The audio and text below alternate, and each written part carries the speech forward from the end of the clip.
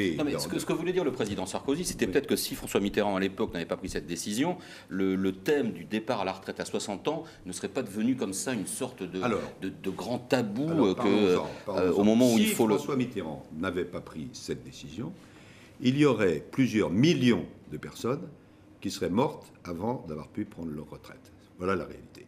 Car à l'époque, les plus anciens d'entre nous se le rappelleront, l'âge de la retraite était 65 ans et les ouvriers, en moyenne, mouraient à 62 ans.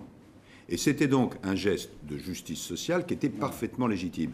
Et je crois que la phrase de M. Sarkozy, d'ailleurs, qui maintenant est contre la retraite à 60 ans, alors qu'il était pour auparavant, a choqué beaucoup de gens, quelle que soit d'ailleurs leur sensibilité politique, de droite ou de gauche, tout simplement parce qu'ils savent bien, les gens de plus de 60 ans, que si cette décision n'avait pas été prise, eux-mêmes auraient subi de graves conséquences. Voilà.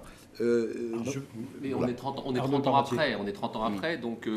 Pourquoi il peut y avoir des évolutions ? Pourquoi il peut y avoir des évolutions ? Et les socialistes disent que le pouvoir est dogmatique sur ces 60 ans, alors que si on regarde tous les autres pays d'Europe, l'Allemagne est à 67 ans, l'Italie entre 60 et 65, la Belgique entre 60 et 65, l'Espagne à 65, ou s'y dirige progressivement. Non, pas exact. En tout cas, le seuil de 60 ans, la France est le seul pays à maintenir ce seuil de 60 ans pour les hommes. Distinguons, parce que ces affaires, comme vous le savez, sont extrêmement compliquées. Il y a l'âge auquel on peut partir à la retraite. Bon, en France, c'est 60 ans.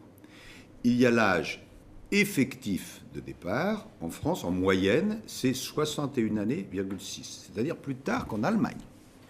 Et puis, il y a l'âge auquel on peut partir avec les droits pleins, c'est 65. Voilà 3 bornes. Bon. Alors, nous, ce que nous disons, parce que c'est ça qui est intéressant, c'est le fond de la question, c'est qu'il faut qu'il y ait une garantie, en particulier pour les personnes, les ouvriers, les personnes qui ont eu des travaux pénibles, et que cette garantie doit être de 60 ans, parce que sinon, ça veut dire que les gens vont quasiment mourir à la tâche.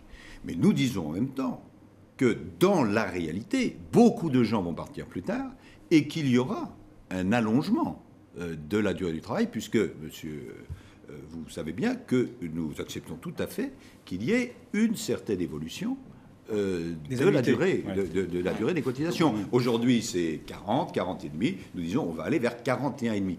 Donc, notre philosophie est quoi ? Est de dire, il y a un vrai problème des retraites, on le sait bien. Nous avons une garantie, et cette garantie étant acquise, il y a une individualisation de la retraite. Voilà la philosophie de